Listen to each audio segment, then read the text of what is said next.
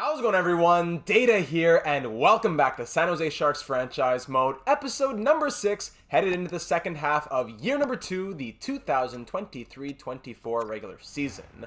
In the last one, it was not the greatest first half, but we had high-ish expectations for our new players, most notably the second overall pick in last year's draft, Connor Bedard, who now at 18 years of age has grown to an 81 overall. Through 41 games, he has 10 goals and 12 assists, has been playing top 6 minutes, just under 18 minutes a night, and he's on pace to score 44 points in his rookie season. Not bad, but the supporting cast around him has not been amazing. We sustained injuries to Tomas Hertl, to Luke Kunin, so not great there. Forward-wise, we've had a bit of a lackluster scoring group. William Eklund's been doing well. Jonathan Drouin in his first season with us, he's been doing well, 16 and 16 through 41. Jordan Staal in his first season. Cody Glass in his first season. Evgeny Dadonov. You know, it's been since our first day in the office, the team has changed quite a little bit, just that the scoring is still not really there. On defense, of course, it's still Erik Karlsson leading the way. We have Danny DK DeKaiser, Ryan Merkley in his first NHL season. Goaltending hasn't really been too great either, with Kakinen backed up by Riddick, who's been better and getting the last few starts and will likely continue to start. Now, moving into the second half of this season, we have to consider that, we're 17th in the NHL right now. We're on pace to win, 40 games or 42 games? We're on pace to win 42 games. It's, would give us, how many points do we have now? We have 88 points. It might be enough to squeeze into the postseason. That's if we keep up the pace that we've been on, which hasn't even been that great of a pace, but we do have pieces that we could move for maybe a first-round pick, maybe a couple of seconds, because the draft class, especially in the top 5, has some very interesting defensemen that we would love to have in this organization. We have the Hungarian Jeremy Joseph, the Dane Dominic Lees, and the Estonian Alexander Tursambayev, as well as the Swede Mats Rodin. So a big European top 5 right there, all 4 out of 5 being defensemen, with the first being a Finnish centerman. So it's very enticing for us to try and tank, but as we saw last season, trying to tank does not always mean that we will tank. So if we are going to start thinking about selling off, as some of the comments were suggesting in the last one, there are a few players with expiring contracts. We could think of moving Jordan Staal, getting Dadonov. Maybe we want to re-sign Lindblom, Kunin, Glass, not sure. But at least we would have a couple pieces in Staal and Dadonov who would have quite a fair bit of value if we wanted to make some deadline moves. So getting into the swing of things straight away, diving into the comments from last episode. Of course, as I just mentioned, the main questions being, what's our direction going to be for the second half of the year? Are we trying to tank? Are we selling? If we are selling, are we only selling the expiring pieces, etc.? So moving first to Cheating Heel, who says, great video again. Being middle of the pack like this is the worst of both worlds. I say we go out and sell everyone we don't intend to bring back. I would re-sign Kunin, but we should trade Dadonov. We also have to decide what to do with Lindblom. Personally, I'd let him go and target a younger player. Staal can also go. He'll only regress if we re-sign him, and he's more likely to look at chasing another cup. He took a chance on us this year after our playoff run of last year, but I doubt he'd re-sign next year considering how we've been doing right now. We can also trade David Riddick and have another decision to make when it comes to Kakinen. And hey, who knows, maybe we do a repeat of last year and improve our record after we trade some of them. Very disappointed in Jason Zucker. I don't think there's anyone more disappointed in him than I am.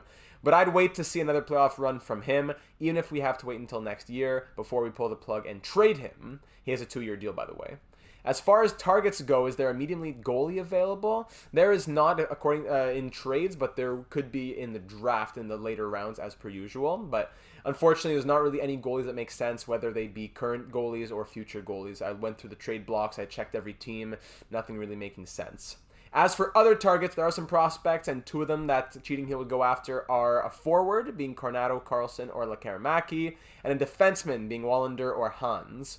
Any of these would be big pieces in 2 or 3 years once we're ready to take the next step.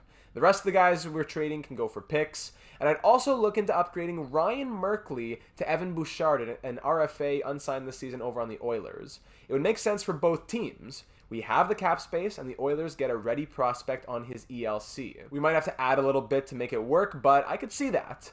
Another thing to think about that might be for the offseason. Last year, our top scorer had 57 points, and this year we're trending to barely get over 60.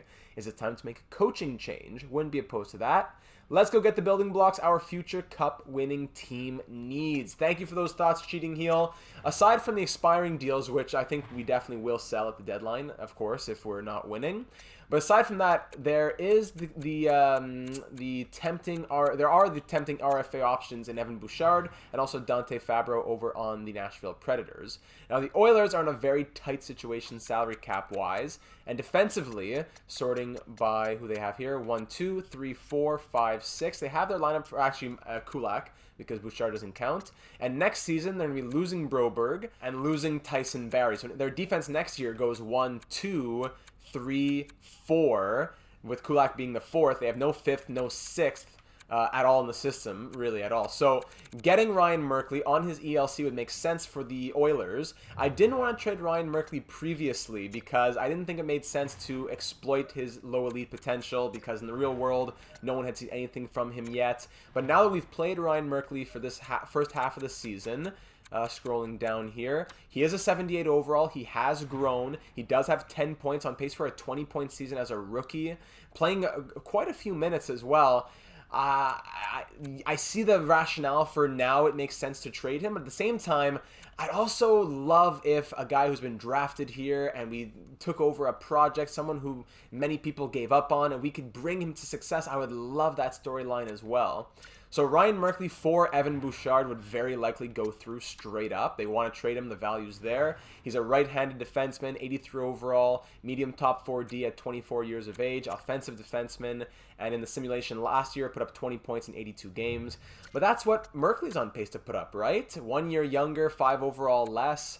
I don't know. So that's a thing that I would consider, but probably closer to the deadline, especially now that the December 1st deadline has passed and Evan Bouchard can't even play this season. Moving on to Mike's comment, he says, another gem from Data. No surprise there. Another gem of a comment from you, Mike. Thanks for leaving it. This is about what I expected from this team. I think we should continue the rebuild and fetch some assets for the rentals we acquired, such as Dadonov, Edler, etc.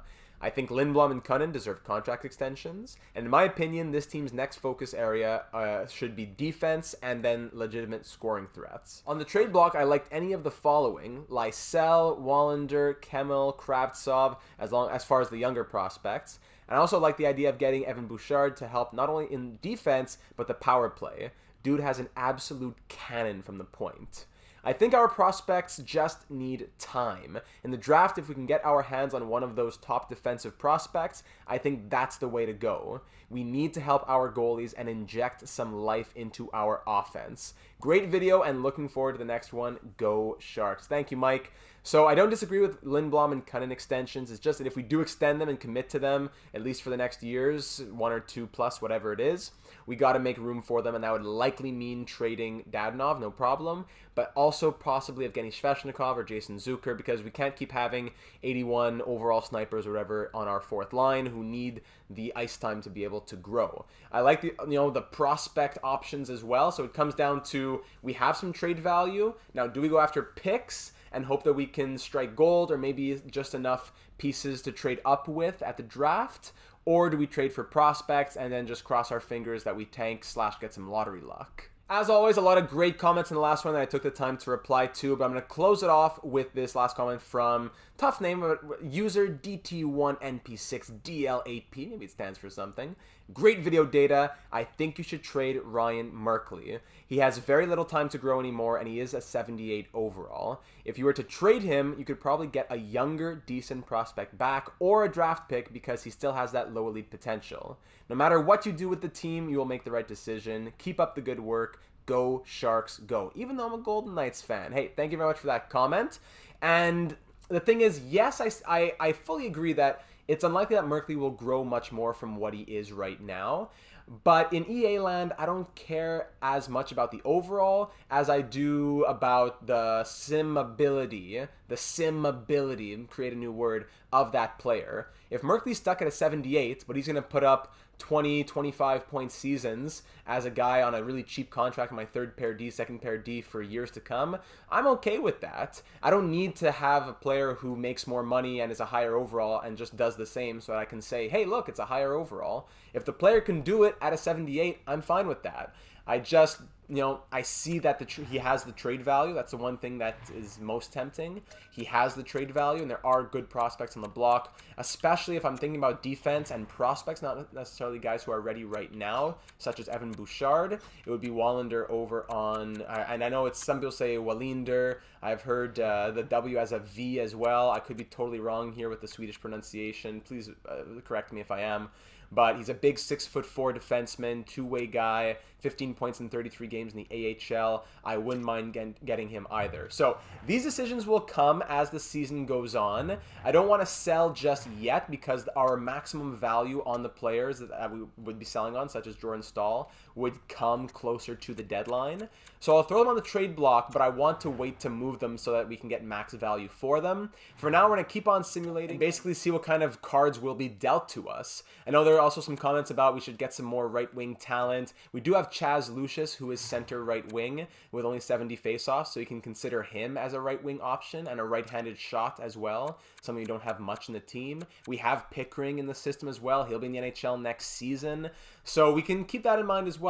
As tempting as there are so many prospects available, we still do have Lucius, Pickering, Bordelot, Reedy, Bystedt. We have a decent pool that is growing, but I will throw the expiring guys on the block. Staal, Dadonov, and even Alex Edler, who's not expiring, but I wouldn't mind moving him. There we go. And, I'm even open to trading Sveshnikov, Zucker, etc., but I won't throw them on the block just yet. Usually the block doesn't really even mean much anyways. Finally, going over to the X Factors, there was a comment from Cam as he recommended changing up the X Factors for, sorry, I went in the wrong place, for Connor Bedard. Bedard currently has, I have to be reminded of his X Factors here, he currently has wheels, beauty backhand, make it snappy, close quarters, 1T, and shock and awe. Cam was saying that the zone ability should be more along the lines of shock and awe, with wheels, make it snappy, puck on a string, elite edges, and it's tricky as the additional X factors. So you know what? I'm going to go ahead and do that, taking the suggestion from Cam. If anyone has more suggestions on Connor Bedard's X factors or what would be more realistic to him, since the game kind of just assigns them like that, I would be more than open to listening to that. So there we go, Connor Bedard with his new X factors there. Not much has changed, like puck on it, like whatever, make it snappy is still there, wheels is still there, just changing, shock and on now the zone ability. Not sure if it changes much because for line chemistry, it basically just comes down to, do you have the abilities, yes or no? If yes, then boom, here's your added +2 or whatever. So I'm not sure if it'll change much. But if it can hold more closely to realism, then I am on board. So continuing to simulate now with no changes really happening now, but keeping all of those suggestions from the assistant general managers in mind, moving closer to the deadline. Let's see how we do here against the Seattle Kraken. We're 8-1-1 in their last 10 games. Are we about to go on a tear, or will we continue the downward trend? Here we go. First period, 1-1. Connor Bedard with the new X Factor. There you go. And Jordan Eberle. And by the way, Bedard, a great slow sim candidate. And the shots are 19-3. That's a 1-1 game. Second period, 2-1, of course. We're out shooting Seattle 33-15, more than double, and we're losing 2-1. What a joke. Okay, William Eklund ties it up at 2. Thank goodness. Then Bjorkstrand, 3 goals on 21 shots past David Riddick. Amazing. We have 2 on 40 on Mackenzie Blackwood. Power play San Jose killed off. Final 6 minutes or so. Still about doubling the shots. 5 minutes to go. Wow. Can't get anything past Mackenzie Blackwood. But ends up getting Dadonov newly added to the trade block with 53 seconds to go. Shots are 44-26 and this game's tied at 3 headed into overtime. Come on now, boys. What's going on? Let's add one more late 3-on-3. No, we're going to the shootout, and we lose with Shane Gostisbehere scoring the winner. Gostisbehere. At least we got the points, but come on. Mackenzie Blackwood making 43 saves. Of course, we just get stone cold. So there's a shootout loss. I'm going to turn auto goalie rotate back off. Back on. It was off to make Riddick get a few starts. I'm going to let Kakinen do what he can do to try and see, are we going to make a goaltending change around the deadline or not? or do we just let him ride it out and we see what happens in the offseason? But regardless, I'll let him get more starts, as the last, like, 6 of 7 or 6 of 8 went to Riddick, I believe. So back to the calendar simulation now. Let's just keep it going and let's see what happens. We're not going to look at it with a super close eye, unless we really start to win, because if the losses keep piling up, then I'm not going to break my head to try and get wins. 3-2 loss, 3-2 loss, no problem. I sent out the scouts as well, so that's updated. Islanders, Flyers, we got a 5-1 win followed by a 4-2 loss. I'm okay with that, as long as we can be clear in our direction. Are we winning or are we losing? 7-1 win, not clear, not clear. Big win against the Rangers, and we beat the Penguins 4-3 and lose 5-3 against the Capitals, I think I saw. But Luke Cunnin back in the lineup. He's been out for a very long time. But we do have to send somebody down, it looks like, before we can continue. Be Noah Gregor going through waivers. I doubt or actually Nico Sturm would be the better one to send down, because his $2 million salary cap, it's unlikely that he gets claimed at a $2 million AAV. And if he does, it's not the end of the world either. So Nico Sturm does make it through waivers. But it's not a fully healed injury just yet, so I won't play Cunnin. No lineup changes to be made, and we'll keep everybody looking like this. Aside from, actually no, I do have to play him because I sent down Gregor, because I couldn't send down Edler or Makanyemi, because Makanyemi is not waiver eligible, right? Yeah. Oh, he is waiver eligible. So I wouldn't want to send him down. So let me just fix up the lineup briefly. And you know what? Hurdle also has a playable injury, so I'm gonna put Hurdle in as 4th line, just so he gets eased back into it a little bit. Then once he's fully healthy, we'll really fix up the lineup. And by the way, Connor Bedard is now now up to an 84 overall. So I don't know if it's the ice time or if it's the changed X factors. I don't know what, but he's now an 84 overall. So 5-3 loss against the Capitals. Okay, Tomas Hertl is fully healed. Is Cunnin about to be fully healed as well? Let me just wait till the game against the Blackhawks maybe. We're 24-22-3 on the road against the Panthers. We beat them 3-1.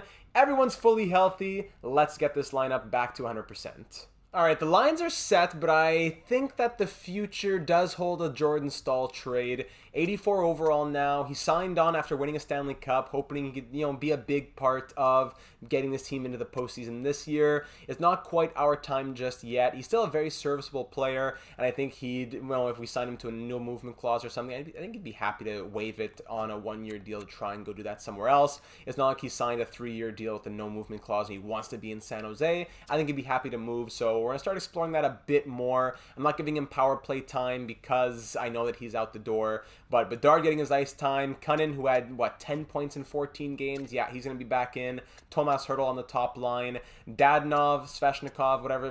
People would bump up with the Jordan Staal move. Cody Glass, 19 points on the year. He's been doing well in his limited role. So I've been impressed, I got to say. In defense, I'm going to bump Ryan Murphy to the second pair because I really want to see what he does with a +1 and more ice time.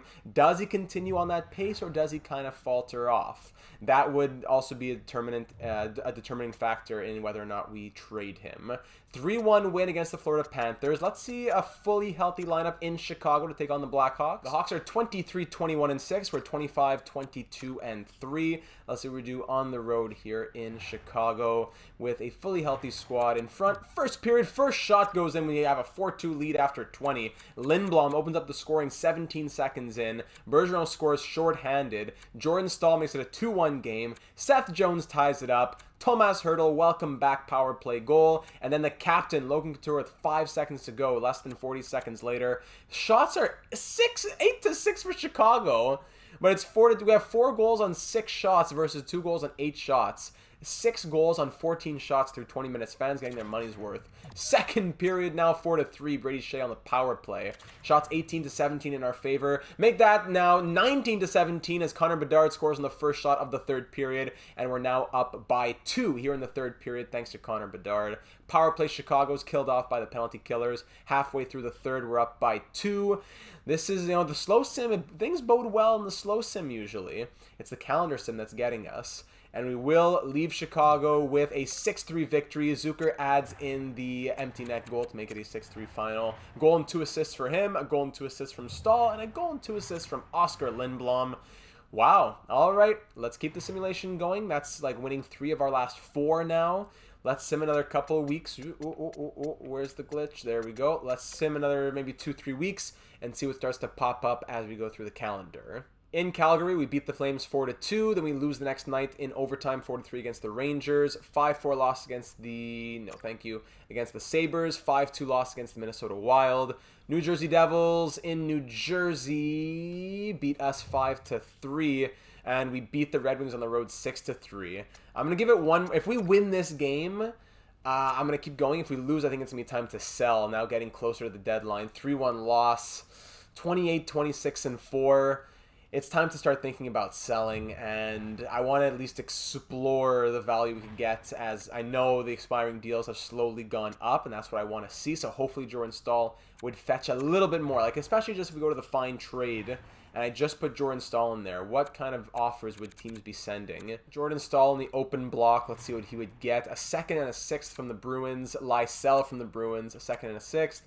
Korzak and a third. Pinelli, Granz, all those from the Kings. 2/3 from the Devils, or a second and a third from the Kraken. So definitely good options. I don't know if I'd want to trade him to a rival LA Kings, but it's not really a long-term thing, so it wouldn't be the end of the world if we did.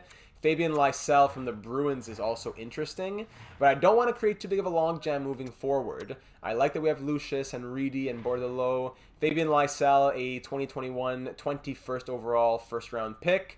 Sniper, 2.5-star shooting. I think he's probably better in the real world than he is here. 21 years of age, 71 overall. Doesn't look that great in game. So I'll probably pass on Lysell. What's up with the Kings prospects? Kings would be offering us Pinelli, who's 75 overall, 20 years of age, second-round pick in 2021. Playmaking centerman, 2-star defense, 4-star skating, which is bumping him a bit. Granz, 77 overall. Helge Granz. Where's he from? Sweden. Second round pick in 2020. 3-star defense. Pretty well-rounded. Good stats in the AHL. Eating a lot of minutes as a 21-year-old. And Korzak, I'm not as tempted by Caden Korzak, 2019 second round pick. So Granz is very tempting. But it comes down to, let's say Granz is 77 at 21. And then over on Detroit, Wallinder, he is 75 at 21 and doing a bit more offensively in the AHL maybe, but pretty comparable. He's, I'd say Granz is even better defensively. Boy. Because I'm trying to think what holes will be there next season. Let's say next year we have, just looking at the forwards, 1, 2, 3, 4, Staal and Dadonov gone, 5 Eklund, 6 Lindblom, 7 Cunnin, maybe 8 Zucker, 9 Sveshnikov, maybe 10 Glass, 11 Reedy, 12 Bordelot.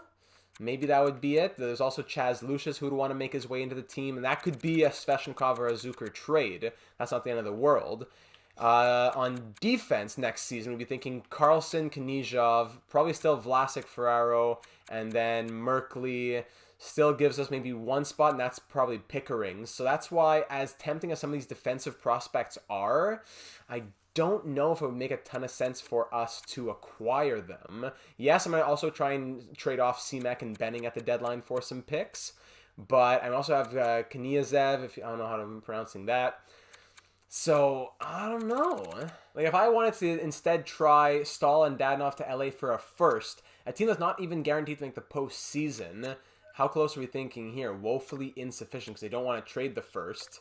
That's what's hurting us. Like, and then if we add another player, like let's say an Alex Edler, then it would just be probably too many players and we have to take contracts back. No, they would still do this, but still, it's filling the needs, but the value isn't there. Staal, Dadonov, and Edler wouldn't give LA what they want. They want to make a push this season. Even though they're not winning necessarily a lot of games, it seems like they want to make a push right now. They have buyer status, and they want all these guys.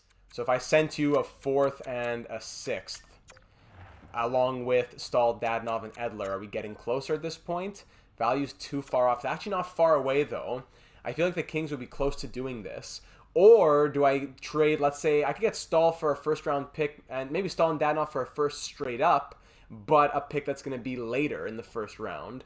Or do I package them all together, put Edler, a 4th and a 6th in it, and try to get LA's first? So I put the question in the Discord server, and as of, after waiting about 10 minutes, it seems as though most of the assistant general managers think that it would be better to go for one bigger deal, and then we can make smaller, whatever, Shemek for a 4th round pick stuff later on. as opposed to Stahl for a second, Stahl and Dadonov for a late first, then Edler and a fourth for a second. Let's do Stahl, Dadonov, Edler, and then let's see, maybe a fourth and a 2/4. I don't know what it's going to be, a fourth and a fifth, let's start with. And we try to get this first-round pick from the Kings, a team that may not make the postseason. Even if they do, hopefully it's a high pick. Then we have our first, their first, and who knows what can happen next. And we're selling off. Isn't sufficient at all, but I can tell by the messages. It means that we're getting closer. I really don't want to give a third. It might take a third. I'm going to try a fourth this year and a fourth next year. 2 fourth-round picks. They still say it isn't sufficient. I might have to dive into the thirds, but I really don't want to give the third this year. Next season, when we're pushing, maybe that's a better third to give. Plus, they want that third. So Stahl, Dadonov, Edler, and a third next season. They have like almost no picks this year. They're really going all in. I'm going to see if I can get a sixth next year out of the deal as well. What do you say here? Isn't sufficient. Try it straight up. Isn't sufficient. Try adding a 5th-round pick this year. Too far off. It's getting close. My final offer will be with a 4th-round pick. If it doesn't work, we'll have to revisit it closer to the deadline. Still too far off. So this is kind of like the template of what we tried to do. If it really doesn't work, then we'll do other deals and try to piece it all together. But yeah, I guess we'll just go a bit closer to the deadline. Even though I wanted to start thinking about selling now, hopefully our players will, like Stahl and Dadonov, will have more value by then. So back to the calendar. Let's get closer to the deadline and see how the team continues to perform. We play the Kraken 3 times before the deadline. Not going to do that trade. We shut them out 4-0. The players heard the trade talks were happening and they're getting scared. Then a 4-1 win, and we beat them again. My goodness, I don't want to be winning really right now. The time to win was 2 weeks ago. So Ryan Merkley's out with an injury that keeps him out for not too long. 5 goals, 9 assists, -4. The extra ice time doesn't seem to be doing that much. I'm slowly getting more convinced on selling. There's a lot of players that different permutations of selling. Mario Ferraro will get bumped up to play with Danny DK DeKaiser, and Vlasic will play with Alex Edler, who will draw back into the lineup and maybe try and boost his trade value a little bit. Gives it a -3. That's so crazy. Okay, let's try -1. I guess we'll go with Vlasic Ferraro still, and DeKaiser Edler on the second pair. But maybe that boosts the value. 3-2 shootout loss against the Canadiens. A third, a fifth, and a player for us. Actually, it's not the worst AI trade I've seen, but no thank you. At home against Dallas, then at home against Seattle. We win 4-2 against the Stars. The Kraken, who we just beat twice in a row. Merkley's already back. Now Edler gives the line a +1. That's so odd. But let's get Merkley back in there, who may also be in the trade talks. I don't know. He was going hotter. Now he's slowed down. He has 14 points. Now on pace for like 18 or 19 as opposed to 20. So it's not a huge change, but I really was hoping that he would be on pace for 20 and now bump it up and get closer to 25. 4-1 loss against the Seattle Kraken. Final game before the deadline here, and it is against the LA Kings, a team that we might be making trades with. So they'll be watching this one closely. We're in a better position than they are, but they're the buyers and we're the sellers. First period, 1-0, Oscar Lindblom. Second period, 2-1, Doughty and Tays scoring there. We're now down by 1. I'd love the Kings to win this game, actually, but Logan Couture, the captain, says, not on my watch, and we're tied at 2 with 15 minutes to go now. Up 1-0, down 2-1, tied at 2. Anze Kopitar opens it back up for the Kings as they now lead by 2 as Paul Stastny extends the lead. Shots are pretty even. We're down by 2 with 8 minutes to go. Let's just call it there. And the Kings win 4-2 the final, despite us outshooting them 28-24. We are now officially, after 62 games here at the deadline, 31, and the Capitals have fired their head coach. 31, 28, and 5. So on the Capitals and on the Predators, like looking at Nashville, I see they're at the bottom of the NHL. They're in 7th in the Central. So many good prospects on these teams. Alexiev on the Caps, and Kemmel on the Predators, but it wouldn't have made sense for these bottom-feeding teams to trade us their top prospects. So I'm going to sim to the deadline. We're going to enter the deadline, and we're going to see what kind of deals there are to be made. We are going to put ourselves as sellers, and we're going to enter the deadline and see how much of a bump the value on these players have now. So Timo Meier, of course, on the block in Washington. Schenn, Fleury, Reinhart.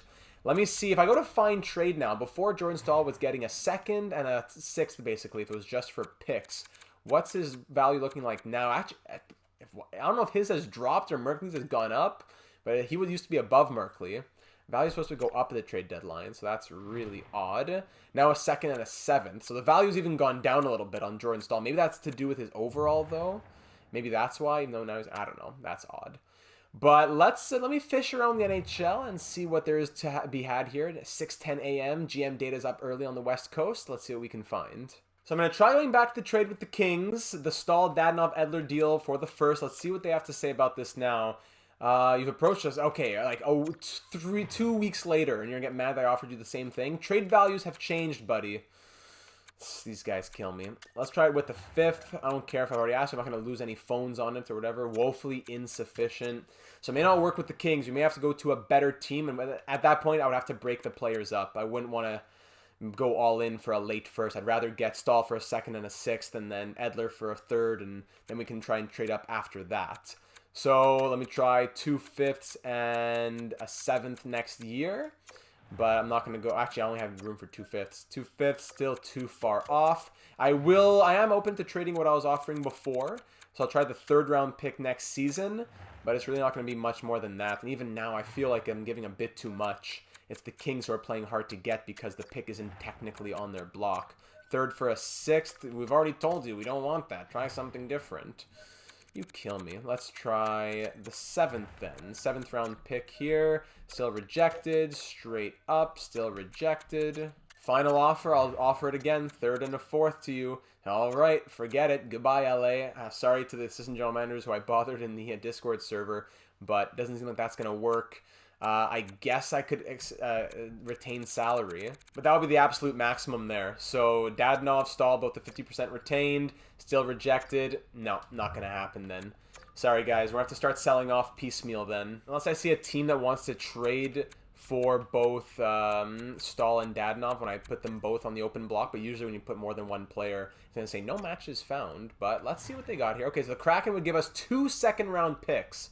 A 2nd next year from Seattle and a 2nd this year from New Jersey. Not as interested in picks in next season's draft. I'd rather get stuff this year. So not quite what I'm looking for, Seattle. So I'm going to try just Jordan Stahl straight up. I guess I could trade him to LA. The Kings still want him. They do. 2nd and a 7th from the Kings. Could take just Grans by himself. 2nd and a 4th from Seattle. But that's New Jersey's 2nd, and New Jersey's a better team. So I'm going to go with LA. Forget trying to go for the 1st round pick. Let's give LA Jordan Stahl straight up for a 2nd. I'm going to try to get a... Wait, is that a 2nd next year? Or this year? Wait, that changes things. A 2nd next year? What am I saying? I want a 2nd this season, and I'll take a 7th next season. That's all right. There's a 2nd this year, 7th next year. Not sufficient at all. Straight up. How about this? Come on. Still rejected. Sweeten it just a touch. What a joke. I'm only doing it with the Kings because their pick will be higher than other ones. Take Cole here. Why not? Who's this guy?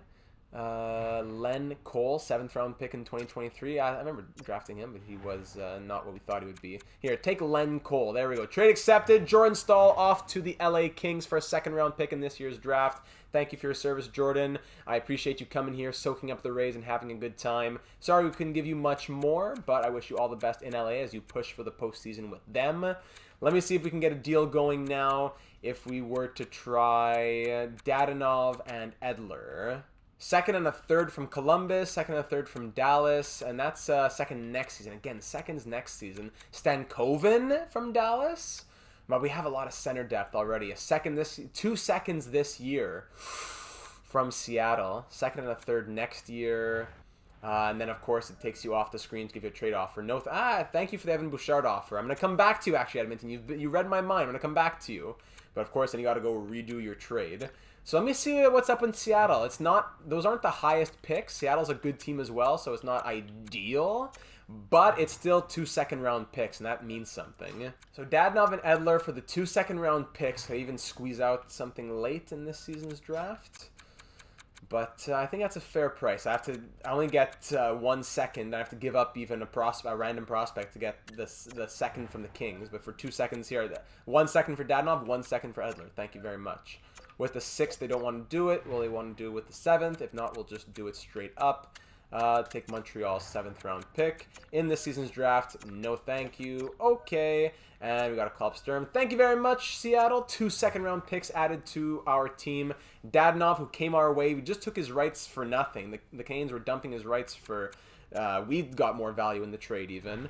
and he turns into us getting a second-round pick, and even Alex Edler, who never really got to play much with us because he wasn't impressing. So now heading into next season's draft, we already have a first, 4 seconds, and then third, fourth, 3 fifths, and 2 sixths. So we could use those picks to trade up, absolutely. But I never want to risk saying, oh, I really hope that we tank enough, or I really hope that those teams want to trade their picks. Because trading into the top 5 every season is definitely not a realistic thing to be doing. So I'd like, hopefully, to trade maybe a couple seconds for a first, take a risk like that. But first, before we start doing pick trades, let's continue to trade the players that we're selling. For example, just seeing what kind of picks we could get out of a Shemek trade here, making $2.25 million. We're not re-signing him.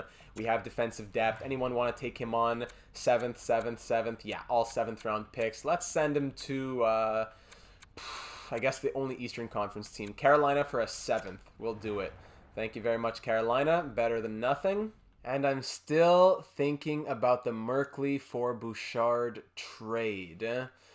Merkley on pace for 18, 19 points. He's playing over 17 minutes a night, but he's grown from a 77 to a 78. Is he going to grow into an 80 by 2023? I don't know. It's nice to have him on that ELC, but after that, I don't know. I don't know which way I'm trying to talk myself here. 4-star shooting, 4-star puck skills. Evan Bouchard is probably in the same boat. Yeah, 4-star shooting, 4-star puck skills, better defensively, and he's going to cost more on a contract. But he's at an all-time low in value because the Oilers just want to get something for him, and we're giving them ELC value. So could I even get a pick out of it too? Could I get a 5th from the Oilers if they want to do this? What do you say here, Edmonton? Isn't sufficient at all. Could I take 2 sixths here? What do you say, Edmonton? It's just too far off. A 6th straight up isn't sufficient at all. Would you do it straight up? We're saving salary to re-sign our pending free agents, and you can't take on an ELC. Really? I had to talk myself through so much stuff to be able to rationalize doing this trade and be comfortable with it, and you're just going to tell me no because you're scared about re-signing free agents. Who do you have to even re-sign? Like Tyson Barrie, who you're not going to be able to afford anyways? Yamamoto? Who could I take off your hands? Warren Fogle? You want me to take him off your hands? Would that make you feel better? Warren Fogle and Evan Bouchard isn't now the value's not there. What do you want? Steven Lorentz? Like, what's it gonna take? Sweeten it just to touch me. Okay, so all right. Okay, sweeten it just a touch. We might be there. Throw in a 7th round pick or something. We have Carolina 7th in the Shemek trade. So the Shemek 7th, Merkley, Lorentz, and a 7th for Evan Bouchard and Warren Fogle, who could maybe even be a piece moving forward, or just trade his rights, whatever. What do you say here, Edmonton? Still what? We're not... Forget it. Va donc coucher. What a waste of my time. Where the clock is ticking. It's 10:38. The clock is ticking. So we're going to keep Ryan Merkley for now. You don't want to do the Bouchard trade to get out of here. What about the Predators? Where am I going? The Predators. Now I'm in a scramble. Where am I going? Predators. Did they ever end up signing Dante Fabro? Defense. Did they end up signing him, or is he still an RFA? They did end up signing him to a 1-year, $2.4 million deal. But are they going to be able to keep him after this season? What's their defense? 1, 2, 3, 4, and still a lot of money tied up. Yeah, but I can't speak to what their organizational plan is going to be. And they're a losing team. They'll want to keep him. No. What about the Rangers and Vitaly Kravtsov? Yeah, he's still on the block. He would be a piece in the forward core, absolutely. Could we send them some forwards to make enough room? Kravtsov does have value. Has he simulated even a season yet? I know I'm doing a lot of talking this episode, just talking through my thoughts. Ansel Elgort here. 15 points in 34 games. Power forward, 5-star physical, 5-star puck skills. I would like Kravtsov. Merkley, and I'll take some back from you. Can we try something crazy here? Maybe if you want to trade your first, I have an hour left at the deadline. I'll give you 2 seconds, and I'll even throw in a nice, cheap, affordable forward that you'd like, such as Evgeny Sveshnikov. I'll give you Merkley 2 seconds and Sveshnikov. You give me your first-round pick. Let's see if they even want to trade it. No, they don't. How's the value looking? It's tight. They'd be over the salary cap for next season as well because of that 1.9 from Svesh. So I have to take some value back. I'm really doing a lot of juggling here. Like a Barclay Goodrow would be the guy that you want to dump probably, but he has value. He has trade value. I don't know if I really want to trade for that, unless I would trade for it then dump it right after. But I would take Barclay Goodrow, and I'd have to trade more. But then I could flip him for something else. So what if I give you 3 seconds? What if we do this? I'll give you LA's second that I killed myself to get, or no, I'll give you my second next season, maybe. I'll give you my second next season. So 3 seconds, Merkley and Sveshnikov for Kravtsov, a first, and Barclay Goodrow isn't very interesting. Yeah, that's tough. Okay, I throw in these 2 random guys who have some money next season. They still don't want to do it. 10 minutes till the trade deadline. Yeah, I don't think we're going to make it. I'd have to start throwing in even more. I already gave them this. Can I try again the second next season? 3 seconds. What do you say here? Still, aren't we need to be in value offer, nor are we particularly interested. Oof, I tried to do it. What if we just go kind of like straight up a Kravtsov for Merkley type thing? But I could do that in the off season. I don't need to do that right now. So no, it didn't work out. Crazy final hour there. Looking at Bouchard, looking at Kravtsov. But the deadline comes here at 12 p.m. The deadline has now passed. I've never even seen that screen before. I've never made it to the end of the deadline. A bunch of trades here happening around the NHL. Silverberg, Montour, Connor Brown, Justin Braun, Shemek, the trade that we made there, Strome, Dadonov. So we basically, after all that talking and saying, what are we going to do, what are we going to do, and what are we going to do, it ends up that we trade Jordan Staal to the LA Kings for a second-round pick, and we trade Dadonov and Edler to the Sharks for 2 second-round picks. So essentially, those 3 players fetched a second-round pick each, and we have 3 extra second-round picks in the system. No first-round picks because no teams really wanted to trade them, unfortunately. And we're going to keep sitting to the end of the year with this new lineup now. Hopefully not going to do as well. And I'm glad that we got value out of the players that we didn't necessarily want to bring back. We still don't know about Sveshnikov or Zucker, but at least they have 2 years on their deals, so we weren't pressured to make a deal at the deadline. So let's fix all the lines up to head towards the end of the season, and then let's get there after a lot of talking and not much happening. I'm glad we got those 3 second-round picks, but it could have been a lot more. Bouchard didn't pan out. Kravtsov didn't pan out. We'll explore those options once again when we get to the draft. All right, the lines are set. Lindblom moves into the top 6. Zucker, Sveshnikov, Kunin now on the 3rd line. Grigor, Glass, Sturm on the 4th. Bedard, of course, still with Herdon Drouin on the 1st line. Defense hasn't changed at all. We'll still go Danny DK with Ryan Merkley, the legend, the veteran, the clutch king with the rookie. So we'll keep doing that with Vlasic and Ferraro on the 3rd pair. Goaltending will be the same as well without really any impressive goaltending options available to us, and we can continue to reassess at the deadline. However, now that we say I'd probably want to be keeping at least Luke Kunin. I like that he's able to play center when needed. Lindblom as well, but especially Kunin. I'd want to start thinking about these extensions. Oscar Lindblom would be looking at 3.7, so probably around like 3.2 per season, which would be more than he's making now. And Kunin would be wanting, okay, Kunin a bit more reasonable there. We could do like a 4 or 5 year thing at closer to $2.5 million. So I might want to get Kunin signed up now, and Lindblom we can think about depending on what happens towards the end of the year.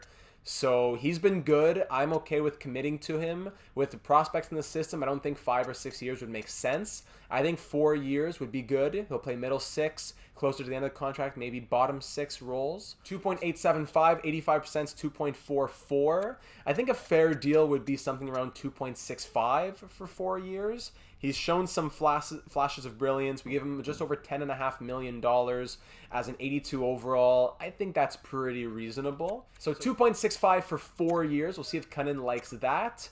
And I don't think I'll bother offering really any other extensions. Bordelot would take 3 years, a max 2-way deal. I'm going to see if he would take the max 2-way deal. I doubt it. But I'm going to see if he would take it before we got to give him a 1-way deal.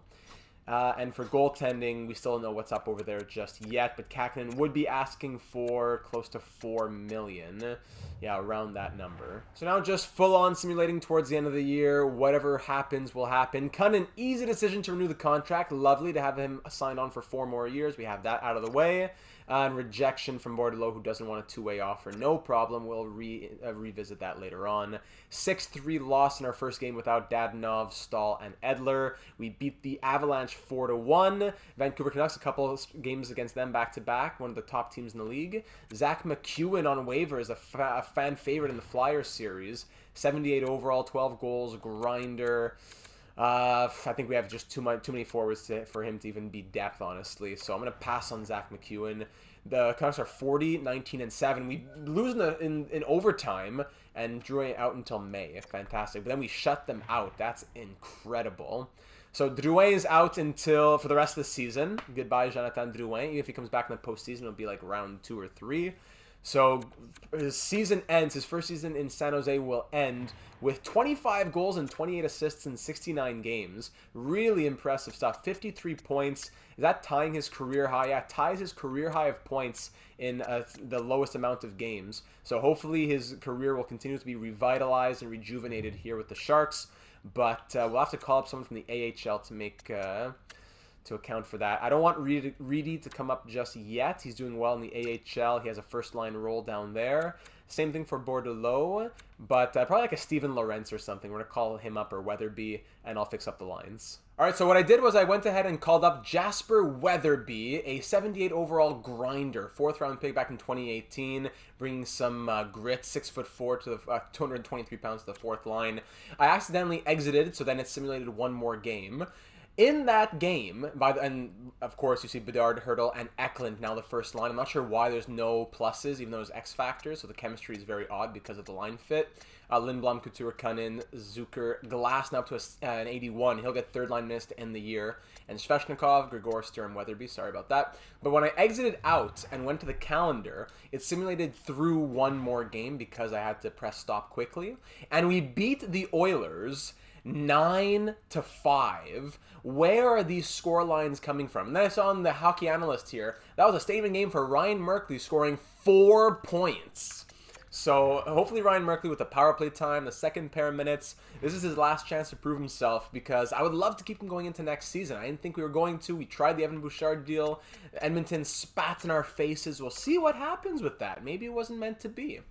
So, Drouin out for the season. We got Weatherby playing on the 4th line. Eklund's getting increased minutes with Bedard and Hurdle, which will help his growth. Victor Mete on the block on waivers. 2 years left at 1.4. So, yeah, that's not going to happen. Sorry, Victor.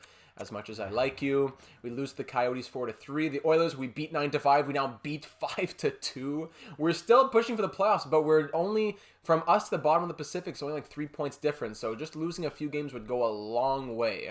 Panthers fire their coach. We lose 4-2 against Vegas. Lose 4-3 against the Predators. Good. These are a few key losses that we need now. Dallas Stars in Dallas, a few games on the road. We lose 3-1. Then the Avalanche beat us 3-2. Very good. We're 35-35-6. Devils, we beat them 4-3. A very good team. We're 3rd last in the Pacific. A 2-1 loss against the Flames. 4 games left on the season. 36-36-6. 5-0 loss against the Avalanche. Logan Couture out for 3 more games, which is out for the season with a sprained ankle. Not great, but that'll be a few more line changes here. We're going to once again call somebody up. This will be Steven Lorentz this time. All right, lines are all taken care of. Cody Glass getting some increased ice time. 2nd-line minutes in the last 3 games of the season here. That'll increase. I'm loving him this season. He's been doing very well. We'll recap that at the end of the year with the last, 2 games left to go now. Lorentz playing on the 4th line, and the rest of the lineup changed accordingly. Last few games here, we have a 5-3 win against the Calgary Flames. We're at 500 right now. Can we end below 500? I'd love to lose these last 2 games, honestly. On the road against Vancouver, a very good team. What? They're 45-27-8. Couture is injured. Drouin is injured, and we win 9-1? Come on. We're 2nd last in the Pacific. Come on. We're not guaranteed we're not going to finish last. But a win might put us ahead of the Oilers and even the Ducks. Oh, come on. We're not going to make the postseason, but we got to lose this game against the Ducks, who are 37-34-10, ending off the season. Come on, Anaheim. Come out swinging. Let's do it here on the road. First period, 1-1 game. McTavish opens it up, and Eklund ties it. Second period, 3-2 Anaheim. Benoit Olivier Groux makes it 2-1, yeah. Leeson 3-1, then Luke Kunin makes it a 3-2 game. We're down by 1, shots tied at 18, headed into the 3rd period. 4-2, Mason McTavish's 2nd of the night. Is that enough to give Anaheim the win? And we can finish just below, or would it be at 500? I forgot what our record was. Power play San Jose killed off by the Ducks. Final few minutes of the season, Max Jones puts it away. And that'll be it for the Sharks' 2023-24 season.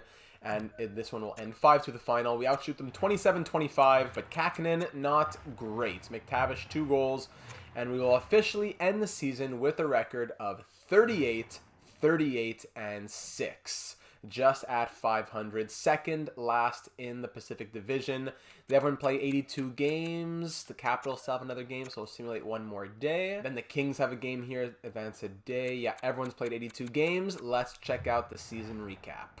So in the entire NHL, the Toronto Maple Leafs win the President's Trophy with a 52-23-7 record. The Senators had 53 wins, so the two best teams in the NHL coming from Ontario. Best team in the West, the St. Louis Blues this season. As we scroll down the chart, we know that we have some draft picks from Seattle, New Jersey, LA. Yeah, they all made the postseason. I don't know if we have picks. We have Montreal's like 5th or something down the list. So the Sharks and imagine if we traded with the Oilers, they wouldn't have even made the postseason. That would have been a great pick for us. So the last team in the NHL ends up being the Washington Capitals, who went 29-44-9. So 2, 3, 4, 5, 6, 7, 8, 9. We finished 9th last in the NHL. Currently slated to get the 9th overall pick. Maybe better if we can win the draft lottery, which would be amazing. We ended up scoring 2.98 goals for per game and 3 against per game. Pretty even there. Our power play ended at 13.6%. Yeah, among the worst in the NHL, like the bottom 10, bottom 12 in the league. Not ideal. Our penalty kill ended though at 87.2. I would imagine one of the highest. Yeah, the 3rd highest in the league. Very good penalty killing this season, but tough power play. And that stemmed from the scoring. Our home record, 21-16-4. Among the better home records of the league. But our away record was one of the worst down here, 17-22-2. And we ended the season, our final 10, we went 3-7-0. So looking now at the season scoring, Captain Logan Couture scored 21 goals and 42 assists for 63 points in 80 games. Very good, leading by example. He had 57 last year, 63 this year. Erik Karlsson, great offensive season from him. Not sure why he's at an 85 overall, but a 62-point season from the defenseman. The highest that he's scored in not that of his career, but the highest that he's gotten since his final season back in Ottawa. So his best season as a Shark. Last 2 years have been very good for Erik Karlsson. We see Jonathan Drouin in his first season, 53-69. Hurdle had 53-71, missed 11 games due to injury. Oscar Lindblom, a 53-point season from him, so he's going to be wanting some money. Easily a career high from him. Great year for Lindblom, who had just over 16 minutes of ice time per night. Love to see that. Connor Bedard in his rookie season played a full 82 games and scored 17 goals and 51 points. The second half much better than the first half. Very nice to see that. We'll see where he ranks among the rookies. William Eklund in his sophomore season scored 23 goals and 47 points, which was 3 more points than his rookie season. Very good. Looking forward to seeing him take more steps in the future. Had 1943 ice time per night, and Bedard had 19 minutes per night. Gotcha. Cody Glass, who came on that Retribution 1-year contract, had easily the best season of his NHL career, as before his previous NHL high was 12 points in 39 games. His first fully healthy season as well. So many issues in his career out of his control, unfortunately. 19 goals, 19 assists, 38 points, 5 power play goals, 3 power play points, only 10.5 minutes of ice time per night. He did very well this season. I'd be open to bringing him back next year. Jason Zucker turns it around with like 1 goal in 30 or 40 games. He ends with 15 goals and 35 points. Much better. Luke Cunnin had 27 and 46, so would have been around that 40-50 point range. Svechnikov was not impressive. 8 goals, 26 points. I know he had less than 10 minutes of ice time per night, but last season he had 5.5 minutes more. And okay, he scored 32. Okay, so it wasn't as bad as I thought, comparatively, due to the ice time, but not ideal. And even when we gave him the opportunities, his ice time is lower on average because of the first half of the season. The second half of the season, he could have done a bit better, I think.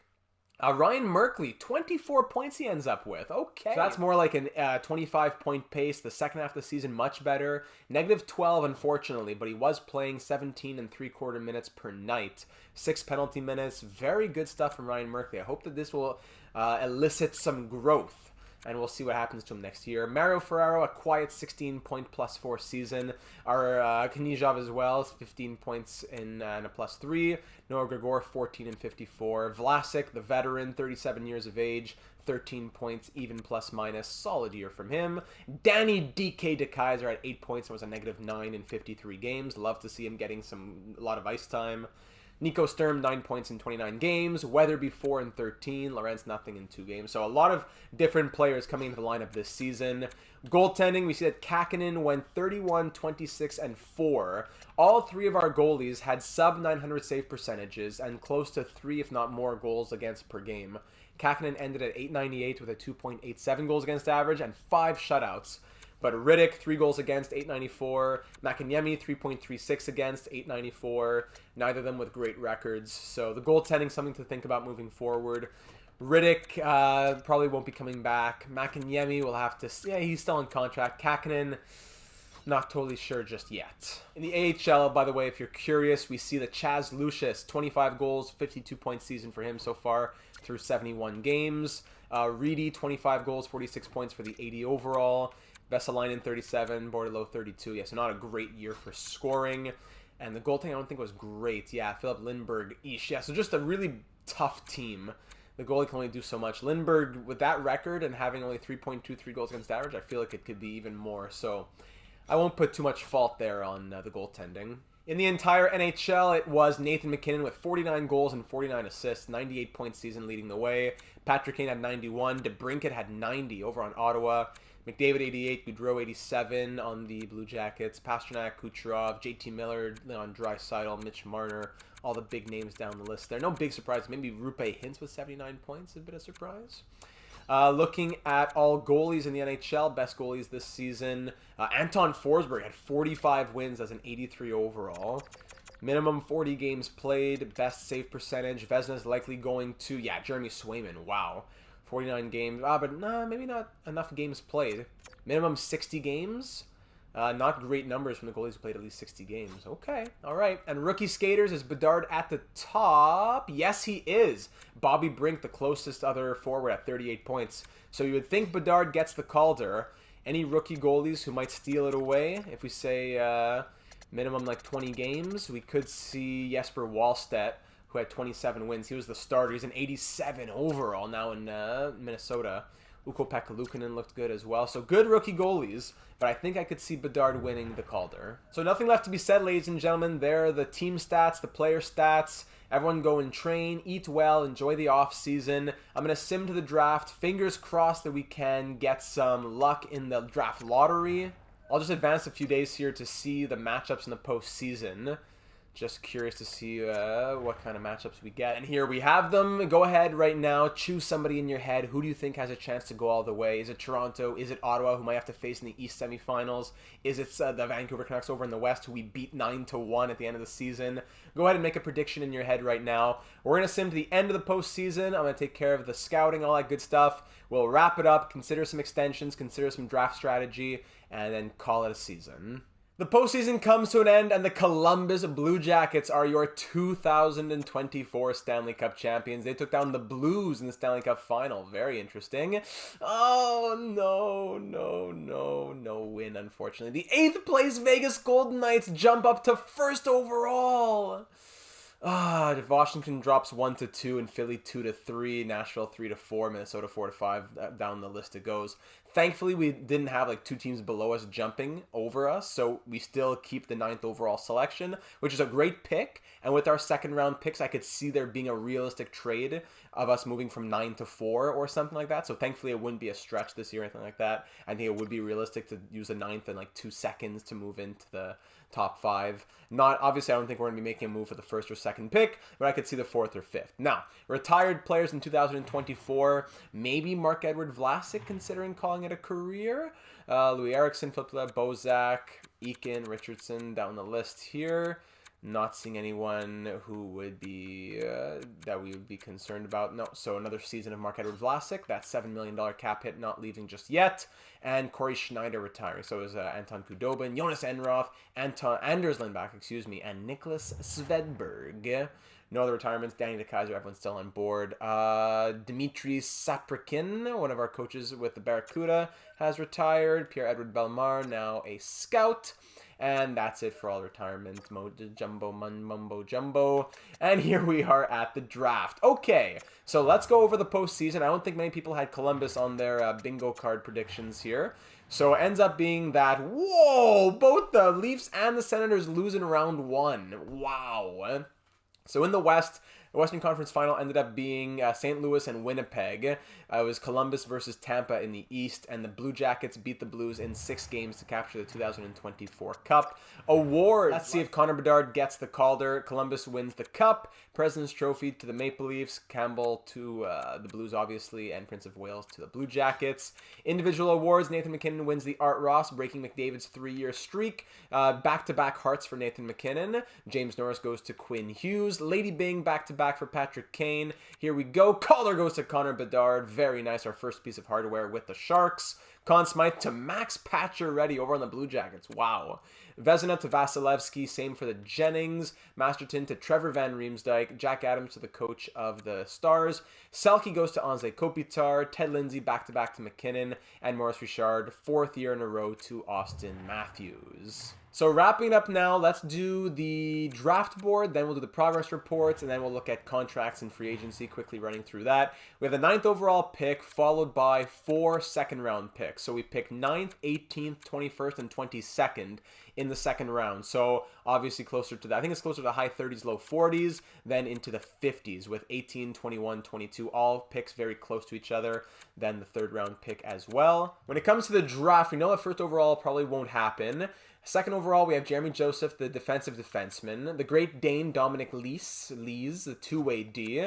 NHL ready, Victor Hedman. Comparable, A's everywhere except for B defense. Jeremy Joseph looks like this. Then 4th is Alexander Termsambayev, the defensive defenseman. 6-foot right-handed D, defensive defenseman. Rodin from the SHL, left D, 6'2", offensive defenseman. 13 points, A+ league. All great stats there, similar to PK Subban, NHL ready. Then we move into our pick at 9. So we could, there's no elite talent. It would be this guy Chimera. Anyone NHL ready at this point? NHL ready, NHL ready, NHL ready. Okay, so all 3 of these guys, the top 6 forward, the top 4 defensive defensemen, and the top 4 two-way D are all NHL ready. Not bad picks, just lower potential. We could maybe trade up for Kivi Haru, who's going to be a great prospect in the real world in the 2024 draft, but he is 3 years away. He'll be great, but he's 3 years away. There's a couple medium elites here. Berkeley Catton, who is 1 year away, and there's Clark Caswell, who's also 1 year away, medium elite. This guy's a gem. So I would think that we want to go for defense. Do we trade up for one of the big medium elites? Trade up 1 spot for Kivi Haru, but he's only here in a few years? Or do we even trade down 1 or 2 picks, or just pick at our spot? I think Nakamura, who would, similar to Chara, NHL ready, 6'5", defensive defenseman. Or the two-way D, also NHL ready, Brian Leach, A+ league, 13 points. Maybe he's an offensive defenseman even, not sure. Jesper Silgard. And then after that, it becomes, I guess, kind of like the next tier of prospect. Anyone else who's NHL ready? This guy, Peter Tverdovsky, defenseman who's also NHL ready. Some good NHL ready caliber talent here in the first round, in the first 15 picks or so. After that, it drops to 3 years away, 3 years away. Yeah, no one else who's not 3 years away. 2 years away. NHL ready, Larry Tongue, medium top 6 forward at 27th from Switzerland. Maybe a sniper.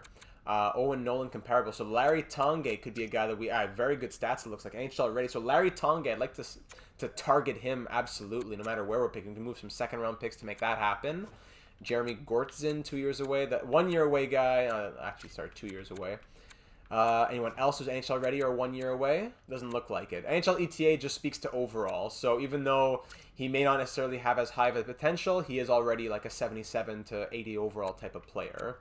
After that, so we're moving into our next pick. You'd see they could probably get a low top 6 forward.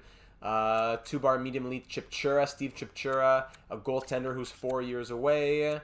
The rest of the picks, I'm not sure there's anyone to really keep a huge eye on. 1-bar high elite Torsten Hornqvist. 3-bar medium elite, 3-bar low medium top 6, 3-bar low elite. And just sorting by potential in general. Any later picks who have elite potential? None that we fully know about. All 3 bars or lower. Okay.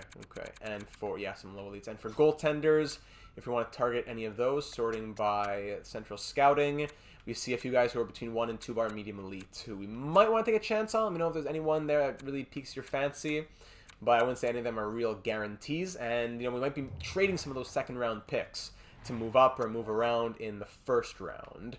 Progress reports after this last season. Do we see some growth over June? Obviously, more growth will come during July, etc. Let's see, let's sort by changes. William Eklund up to an 84 with 25 attributes modified there, 25 modification points, whatever. Shooting up, defense is up, skating, all right, good. Bedard 84, Lindblom 85, love to see that. He's going to cost a bit more to sign now, unfortunately. Good thing we at least got Cunnin signed.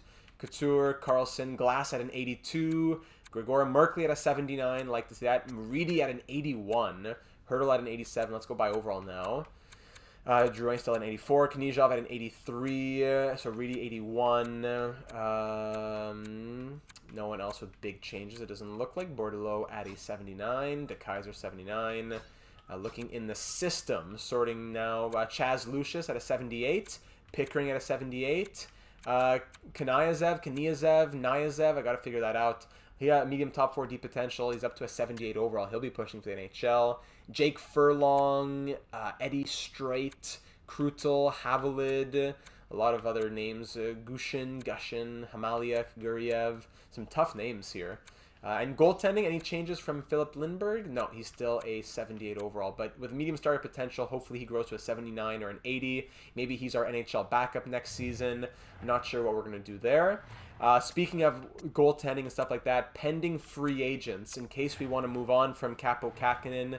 Why are you showing the offer sheet compensation? Pending free agents, looking at the UFAs who we'd have around. Austin Matthews might be going to free agency. Devontae, Elias Lindholm, Kopitar, Nylander, Bailey, Wilson, Wheeler, Hartman, Bergeron. Many names there. It might pique your fancy as I scroll down. Sorry that I'm going quickly, but I don't think we'll be doing much in free agency. Just if anybody that really interests you, you can pause and ask me to do some more research if you'd like. But goaltenders, I'm more interested in the goalies. We see Sorokin, Samsonov, Fleury, Kakinen maybe, right, if we let him go. I don't know if I want to commit to these older guys. I don't know. Lindbergh might be our guy in the future, and we'll have prospects in the system eventually as well. I could see either Kakinen re-signing, or we go after Sorokin or Samsonov, but I don't think anyone else really speaks to me in the same way. Sorokin's numbers last season, not great, but wasn't on a great team either. I've seen him do very well. Samsonov, kind of the same story. And Kakinen, we know how he looked this past season. Extensions that we may want to consider. Lindblom's going to cost more than he would have before in the 3s. Now he's in the 4s.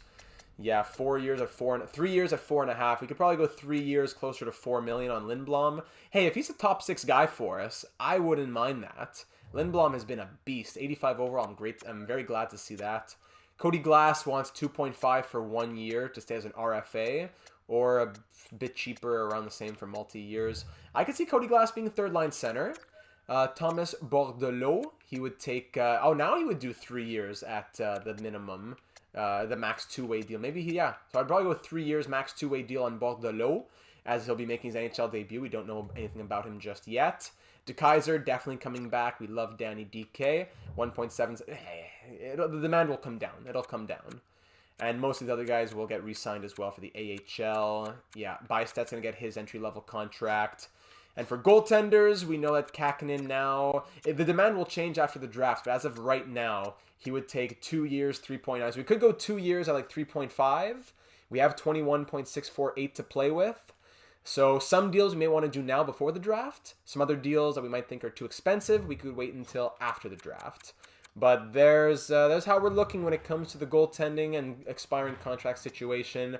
I'll go ahead and wrap it up there, ladies and gentlemen. Season number 2 in the books here in San Jose. It was a solid season. I think we made some good moves, got some good picks, saw some good development. Also consider revisiting the players that we couldn't quite acquire at the deadline, such as Bouchard or Kravtsov, possible RFA guys who are likely still on those teams' trade blocks. Now, year number 3, we bought ourselves some extra leash with our miraculous Cinderella run in year number 1.